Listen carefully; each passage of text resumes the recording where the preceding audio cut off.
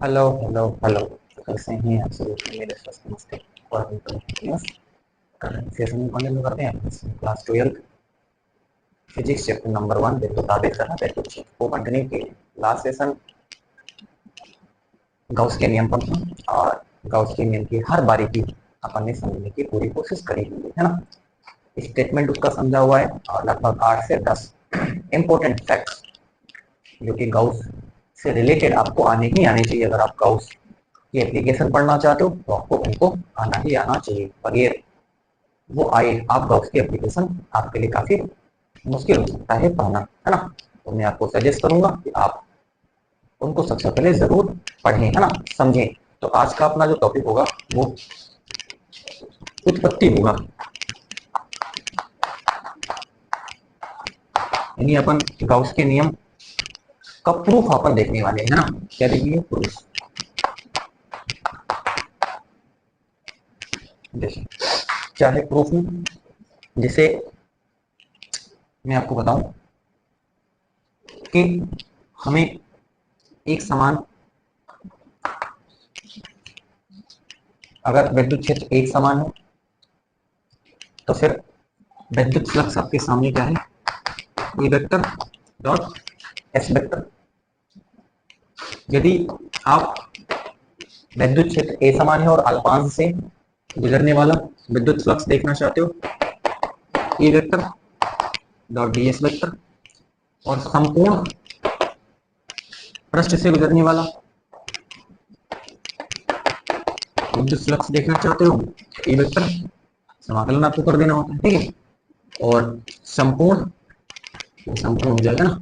और संपूर्ण अगर आप बंद पृष्ठ से देखना चाहते हो तो ये हो जाएगा आपके पास A vector dot D S vector हो जाएगा।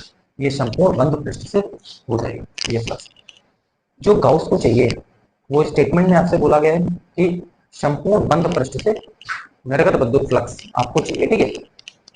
यानी गाउस साफ कहते हैं A vector dot D S vector is equal to sigma Q I गुणे 1/साइलेंट, ठीक है। जो फ्लक्स आप पहले से जानते हो वो गाउस के हिसाब से क्या है, ये है ना। यानी आप यूं समझें कि जैसे रोटी ही है, रोटी दो तरीके से आप पका सकते हो। एक तो पहले क्या तरीका था, चूल्हा, और आज क्या है, हाँ तो आज कोई मेहमान आता है, प्लेटर उठाते हैं, ऑन करते हैं और गैस पे फटाफट रोटी पका लेते हैं। ये मॉडर्न तरीका है रोटी पकाने का, क्या है। और ये क्या है, ये हमारे पास कॉम्प्लिकेटेड है। ये तरीका क्या है हमारे पास, कॉम्प्लिकेटेड है। ये तरीका क्या है, कॉम्प्लिकेटेड है। और ये तरीका क्या है, मॉडर्न। मॉडर्न है ना, तुरंत अल्टीमेट बनेगी क्या, अल्टीमेट बनेगी रोटी, ठीक है ना। उसी तरीके से जो फ्लक्स आप जानते हो, गॉस कहते हैं जो फ्लक्स आप जानते हो, मेरी कैलकुलेशन और आपकी कैलकुलेशन दोनों क्या हिस्से, ठीक है ना। मेरे हिसाब से फ्लक्स ये, आप लेफ्ट हैंड साइड देखो ही ना, गाउस गाउस का तो राइट हैंड साइड है, ये तो फ्लक्स आपको पहले से पता है। गाउस के हिसाब से फ्लक्स क्या है, ये है ना। तो दोनों दोनों तरीके हैं, ये भी तरीका एक है ना रोटी बनाने का, ये भी तरीका एक है रोटी बनाने का। ये तरीका कॉम्प्लिकेटेड है, ये तरीका मॉडर्न है, फटाफट तुरंत हो जाता है, ठीक है ना। लेकिन बनेगी तो क्या, अल्टीमेट रोटी ही। तो यहाँ पर भी अल्टीमेट आपके सामने क्या होगा, फ्लक्स की भी जानकारी आपके सामने आएगी, ठीक है। चलो अब मैं इसका आपको प्रूफ यहाँ पर लेकर के आपको क्या करता हूँ, दिखाता हूँ। और आप ये समझे कि एग्जाम में बिल्कुल श्योरिटी रहती है ना, एग्जाम में आपसे यहाँ से प्रश्न आने की बिल्कुल चांसेस है ना। हो सकता है कि आपसे इसका स्टेटमेंट ही पूछ, ठीक है। तो हम कोई एक सरफेस ले लेते हैं। ये कोई एक अपन ने बंद पृष्ठ ले लिया और इस बंद पृष्ठ के अंदर आवेश, कोई आवेश अपन ने क्यों, जो कि विचाराधीन है, किसी बिंदु पर अपन ने एक आवेश क्यों ले लिया जो कि क्या है, विचाराधीन। इस बंद पृष्ठ से निर्गत विद्युत फ्लक्स पता करने के लिए हम इस बंद पृष्ठ के पृष्ठ पर क्या करते हैं, एक अल्पांश लेते हैं, क्या ले लेते हैं, एक अल्पांश अपन ले लेते हैं। ये देखो एक अल्पांश अपन ने ले लिया, ध्यान से एक अल्पांश अपन ने लिया। इस अल्पांश की जो बिंदु आवेश है उससे इसकी दूरी अपन ने कह दिया वो स्मॉल आर है। दूरी क्या है, दूरी स्मॉल आर है। चलो, और ये अल्पांश क्या है, ये डीएस है। ये अल्पांश क्या है, अंदर आपको हो सकता है ना दिखे, ये अल्पांश अपन ने क्या ले लिया है, डीएस ले लिया, ठीक है ना। और इसके बिंदु आवेश से दूरी कितनी है, आर है। तो इस अल्पांश की बिंदु आवेश क्यू से अगर दूरी आर है तो अल्पांश पर विद्युत क्षेत्र, तो अल्पांश पर विद्युत क्षेत्र का मान कितना हो जाएगा, 1/4 क्यों बटे आर स्क्वायर, है ना। इसको बोल दिया समीकरण नंबर 1। तो अल्पांश पर जो विद्युत क्षेत्र का मान है वो हमारे पास 1/4 क्यों बटे आर स्क्वायर। हम इस अल्पांश से, अल्पांश ds से गुजरने वाला विद्युत फ्लक्स है ना, तो अपन लिखते हैं अल्पांश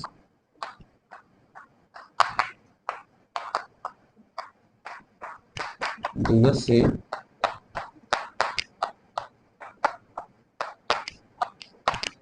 गुजरने वाला विद्युत, अल्पांश ds से गुजरने वाला विद्युत फ्लक्स है ना, वो क्या हो जाएगा, d5 equal to E vector A ds cos theta, right. देख लो आप, अल्पांश से गुजरने वाला विद्युत फ्लक्स क्या है, ए ds कॉस थीटा है। देखो d5 इज इक्वल टू ई का मान यहां से भर दो समीकरण 1 से, 1/4 क्यों बटे आर स्क्वायर, क्यों बटे आर स्क्वायर, और ये ds cos थीटा है ना।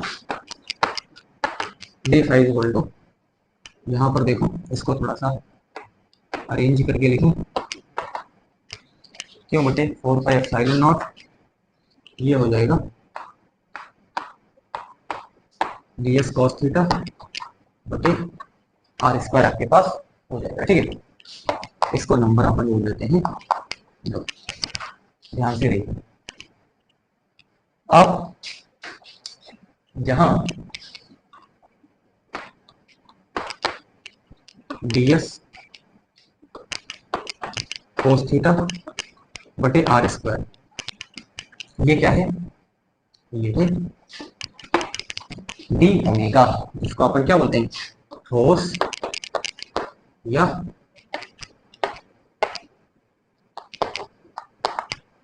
घन कोण बोलते हैं। ये है क्या, ये क्षेत्रफल है और ये हमारे पास त्रिज्या का क्या है, स्क्वायर है। इसका मतलब ये ds cos थीटा है क्या, मैं आपको दिखाऊंगा।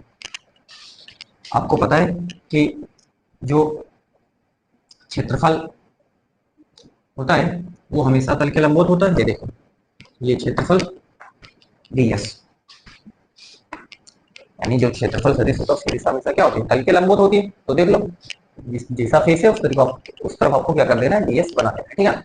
और अगर आप इसका घटक निकालते हो त्रिज्यानुगामी, त्रिज्या की दिशा में, तो देखो तो ये इसका घटक क्या हो जाएगा, ये थीटा है, ये घटक हो जाएगा ds cos थीटा। ध्यान से, ये जो घटक है ये ds का घटक है और ये क्या है, त्रिज्यानुगामी है, मतलब त्रिज्या की दिशा में जो घटक है वो ds cos थीटा। और ये चीज आपको कहीं दिख रही है, ये आपको दिख रहा है ds cos थीटा, है ना, क्या है ds cos थीटा। अगर मैं आपको तरीके से बताऊं तो ये इसके लिए इस ds cos थीटा का अल्पांश आपको कैसा दिखेगा, ठीक है ना। इसका अल्पांश ये ds का तो अल्पांश ये वाला है, ds का अल्पांश ये ds cos थीटा का अल्पांश तो देगा। तो इसको आपको फ्रेम करके देखो बनाऊंगा ना, मैं आपको बनाने की कोशिश करता हूँ। ध्यान से ये देखो, ये जो अपन ने बनाया है डॉट डॉट करके, ध्यान से है ना, इसमें थोड़ा सा आपको समझना पड़ सकता है तरीके से, ठीक है। ये जो ds cos थीटा का अल्पांश है ये वाला अल्पांश है, ठीक है ना। इसके लिए ds cos थीटा ये क्षेत्रफल सदिश, ठीक है। यानी इसको अपन एक गोला जूम करेंगे अपन, ये क्या है, इसको अपन गोला क्या करना है, जूम करना है। देखो ये, इसको अपन क्या कर समझ रहे हैं, गोला अजूम कर रहे हैं, ठीक है ना। तो ये क्या है, इस अल्पांश के द्वारा, ये देखो, इस अल्पांश के द्वारा अंदर स्थित किसी बिंदु पर बनाने वाला घन कोण है, इसको अपन बोलते हैं डी ओमेगा। क्या बोलते हैं, है ना। इस अल्पांश के द्वारा किसी बिंदु, है ना, अंदर किसी बिंदु पर बनाने वाला कोण का कोण है ना, इसको अपन क्या बोलते हैं, घन कोण बोलते हैं, या फिर इसको अपन क्या बोलते हैं, ठोस कोण बोलते हैं ना। तो इस अल्पांश के द्वारा यहाँ पर कितना कोण बनना है, तो जितना कोण बनता है उसी को अपन क्या बोलते हैं, किसी बिंदु पर बनाने वाला जो कोण होता है, ठीक है, उसी को अपन घन कोण बोलते हैं, ठीक है। तो ये हमारे पास क्या होता है, डी ओमेगा होता है। मैं आपको बताऊं, संपूर्ण, हम क्या चाहते हैं, संपूर्ण बंद पृष्ठ से गुजरने वाला विद्युत फ्लक्स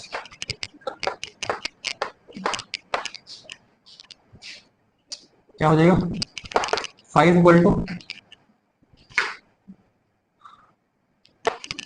क्यू बटे 4 पाई एप्सिलॉन नॉट, है ना।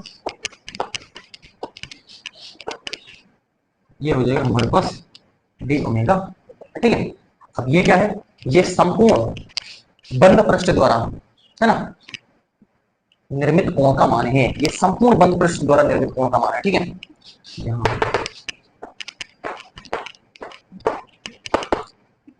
निर्मित घन कोण है ना, तो घन कोण का मान कितना होता है, क्षेत्रफल।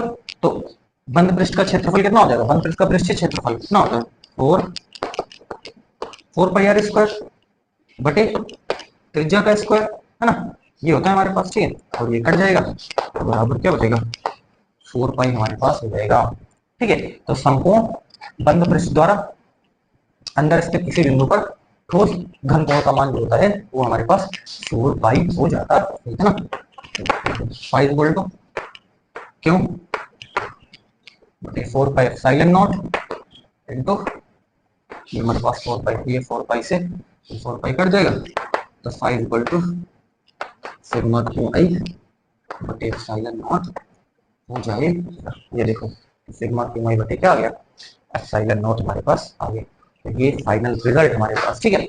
इसको आपको एक दो बार रिपीट करना है, ठीक है। हो सकता है इसमें आपको डिफिकल्टी हो, है ना, ये थोड़ा सा पेचीदा टॉपिक हो सकता है आपके लिए, लेकिन एक और मेथड मेरे पास है, और उस मेथड से बड़ी इजीली आप जो है विद्युत फ्लक्स को आप क्या कर सकते हो, गॉस के नियम से आप प्राप्त कर सकते हो सिग्मा के वाई बटे एप्सिलॉन, ठीक है। एक बार रिपीट कर दो, मैंने कोई एक बंद पृष्ठ ले लिया और उस बंद पृष्ठ के अंदर कोई एक आवेश क्यों देखिए विचाराधीन था, उससे आर डिस्टेंस पे अपन ने पृष्ठ पर एक अल्पांश लिया ds, है ना, और इस अल्पांश पर अपन ने विद्युत क्षेत्र का इक्वल टू बटा 4 पाई एप्सिलॉन नॉट क्यू बटे r स्क्वायर, हमने कहा इस अल्पांश से गुजरने वाला विद्युत flux d phi equal to radius cos theta, t की वैल्यू समीकरण 1 से अपन ने यहां पर भर दी, रिजल्ट आके निकला क्यू बटे 4 पाई एप्सिलॉन नॉट और ds cos थीटा बटे r स्क्वायर।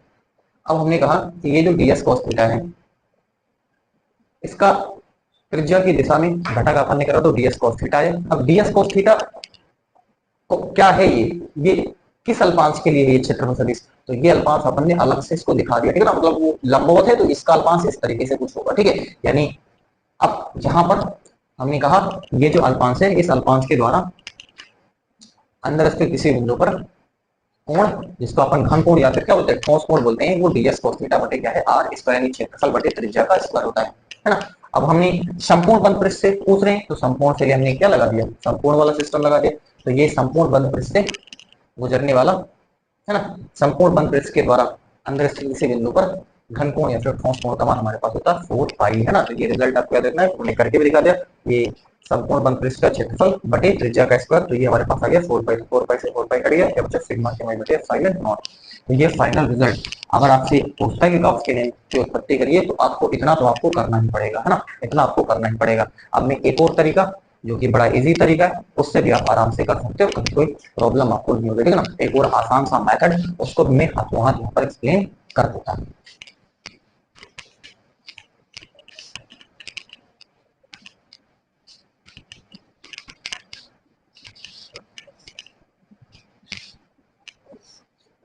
मेथड नंबर 2,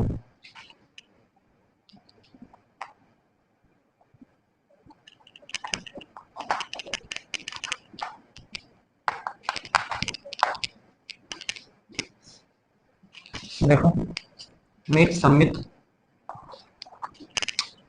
आकृति ले लेता हूँ, गोला है ना, और अब गोला ले लिया, सेंटर पर आदेश क्यों रख दिया।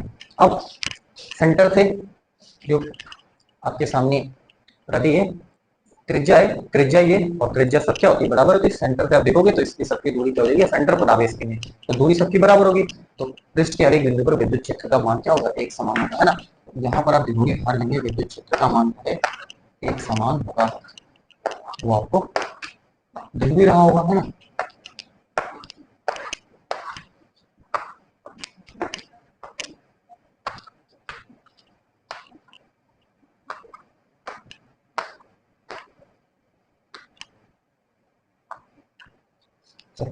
विद्युत क्षेत्र का मान एक समान हो जाएगा, ठीक है।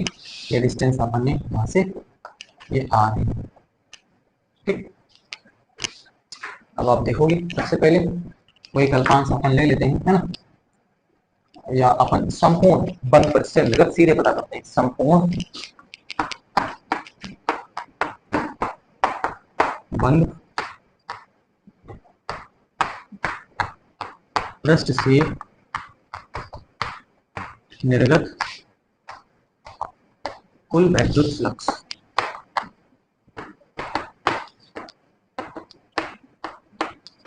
संपूर्ण बंद पृष्ठ से निर्गत कुल विद्युत फ्लक्स फाई इक्वल टू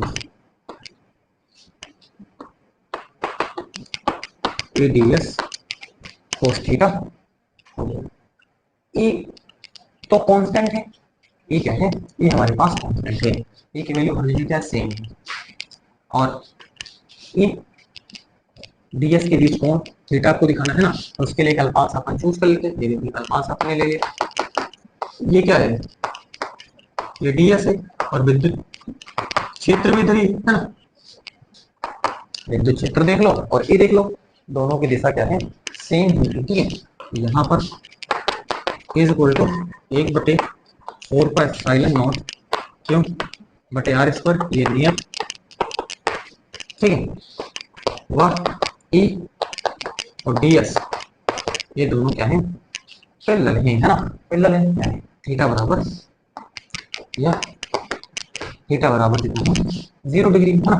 तो फाइव इक्वल टू कितना हो जाएगा, यहाँ पर हमारे पास ये 1/4 पाई एप्सिलॉन नॉट और क्यों बटे आर स्क्वायर डीएस कॉस, ये हमारे पास 0 डिग्री हो जाएगा ना। जो कांस्टेंट है बाहर कर लो ना, 1/4 पाई एप्सिलॉन नॉट क्यों बटे आर स्क्वायर, अंदर बचेगा डीएस कॉस 0 पे कितना होता है 1 होता है, राइट, बराबर 1/4 पाई एप्सिलॉन नॉट क्यों बटे आर स्क्वायर। संपूर्ण बंद पृष्ठ का क्षेत्रफल कितना हो जाएगा, तो संपूर्ण बंद पृष्ठ का क्षेत्रफल कितना होता है 4, गोला है, गोले का पृष्ठ क्षेत्रफल 4 पाई आर स्क्वायर है ना, 4 pi R square 4 pi R square, तो क्या बचा 5 इक्वल टू क्यों बटे एप्सिलॉन नॉट, यही गाउस की क्या है। तो ये थोड़ा सा सिंपल बैठता है, ये तरीका क्या है, ये तरीका उनके लिए है जो ज्यादा जो है माथा पच्ची नहीं करना चाहते, है ना, ज्यादा दिमाग नहीं लगाना चाहते, है ना, ज्यादा परेशान नहीं होना चाहते, वो उनके लिए ये बड़ा इजिएस्ट मेथड है। आप आराम से विद्युत क्षेत्र क्या कर सकते हो, सॉरी फ्लक्स आराम से यहाँ से पता कर सकते हो, ठीक है ना, क्योंकि गाउस ने आपको क्या करा वो बताया। अब मोस्ट इंपोर्टेंट गाउसियन पृष्ठ, मैंने आपसे कहा है मैं कुछ भी अगर बोलूंगा तो हर चीज का एक्सप्लेनेशन में यहाँ पर देने के लिए बिल्कुल क्या हो रेडी हूँ, ठीक है ना। तो मैं अब आपके सामने डिस्कस करने जा रहा हूँ गाउसियन पृष्ठ एक्चुअल में क्या होता है ना। थोड़ा सा लाइट वाला इशू रहता है, ठीक है, लेकिन आपको करना पड़ेगा, कैमरा जैसा है वैसे ही आपको देखना पड़ेगा। अब मैं देखता हूँ गाउसियन पृष्ठ क्या होता है, ठीक है।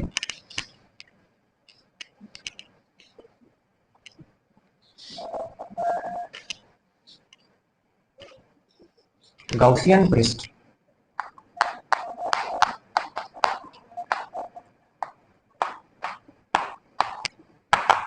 इसको अपन काल्पनिक बंद पृष्ठ भी कहते हैं, ठीक है। क्या है? विद्युत क्षेत्र की गणना हेतु निर्मित की गई ऐसी काल्पनिक पृष्ठ जो निम्न शर्तों का पालन करती हो गॉसियन पृष्ठ कहलाती है। ठीक, सिंपल। विद्युत क्षेत्र की गणना हेतु निर्मित की गई ऐसी काल्पनिक पृष्ठ जो निम्न शर्तों का पालन करती है गॉसियन पृष्ठ कहलाती है। ठीक है, अब यहाँ पर मैं आपको बताऊं एक एक बात। गॉसियन पृष्ठ ऐसी बनानी चाहिए जिसके हर एक बिंदु पे विद्युत क्षेत्र का मान एक समान हो। ये पहली शर्त है, आपको बड़े ध्यान से समझ करके आपको बनाना पड़ेगा। तो गॉसियन पृष्ठ ऐसी बनानी चाहिए जिसके हर एक बिंदु पे विद्युत क्षेत्र का मान एक समान हो। तो जैसे हमने कहा या बेस क्यों है यहाँ पर, अब इससे आर दूरी पर आप क्या कर दो, एक गोला बना दो। अब आप देखोगे सेंटर पर आदेश रखा हुआ है, इससे दूरी क्या है, पृष्ठ की बराबर है। तो हर एक बिंदु पे विद्युत क्षेत्र का मान एक समान ही होगा, अलग होने का कोई कारण बनेगा ही नहीं। आप खुद ही देख लो, विद्युत क्षेत्र अलग होने का कोई कारण बनता ही नहीं है। ठीक है,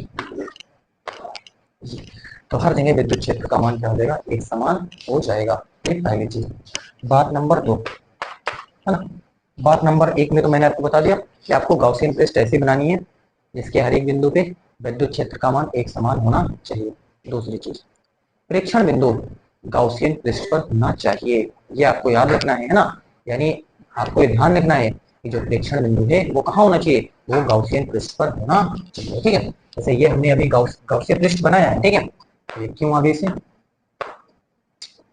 ये क्यों आगे से, और ये आर दूरी पर हमने क्या करा है, एक गॉसियन पृष्ठ बना दिया है। ठीक है, अब जो ऑब्जर्वेशन पॉइंट है जैसे पी, ये हमने कहा ऑब्जर्वेशन पॉइंट है, यानी वही बिंदु जहां पर हम विद्युत क्षेत्र पता करना चाहते हैं वो कहाँ होना चाहिए, वो गॉसियन पृष्ठ पर होना चाहिए, ये जरूरी है। तो ये पी बिंदु कहाँ पर है, ये गॉसियन पृष्ठ पर अपन ने क्या कर दिया, आपको दिखा दिया है। ठीक है ना। तो दूसरी शर्त ये है। तीसरी शर्त, अगर ये दोनों शर्तें पूरी हो जाती है तो तीसरी शर्त तो अपने आप फुलफिल हो जाती है, उसमें आपको कुछ करना नहीं रहता। अगर दो शर्तें ये पूरी हो रही हैं तो तीसरी अपने आप, यानी बल रेखाएं पृष्ठ से 90 डिग्री पे हो या फिर 0 डिग्री पर होनी चाहिए, है ना।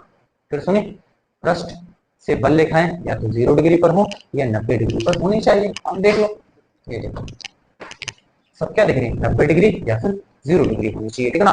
तो ये तीन बातें बहुत जरूरी हैं, इनको आपको आना ही आना चाहिए, तभी आप गॉस की एप्लीकेशन पढ़ सकते हो। ठीक है, पहली चीज आपको गॉसियन पृष्ठ ऐसे बनानी है जिसके हर एक बिंदु पे विद्युत क्षेत्र का मान एक समान है। प्रेक्षण बिंदु आपको गॉसियन पृष्ठ पर आपको लेना चाहिए। ठीक है ना, ये भी शर्त है। और तीसरी, जो बल रेखाएं हैं वो जो पृष्ठ है से 90 डिग्री पर हो या 0 डिग्री पर होना चाहिए। तो ये था आज का कंटेंट, आज का सेशन। मेरे कि आपको प्रॉपर समझ में आया होगा, इसमें आपको कोई कंफ्यूजन नहीं होगा। नेक्स्ट सेशन एप्लीकेशन पर अपन स्टार्ट कर देने वाले, तो अगले सेशन से अपन क्या करते कंटिन्यू कर रहे हैं, एप्लीकेशन अपन कंटिन्यू कर रहे हैं। तो बस आज के इतना ही। Thank you.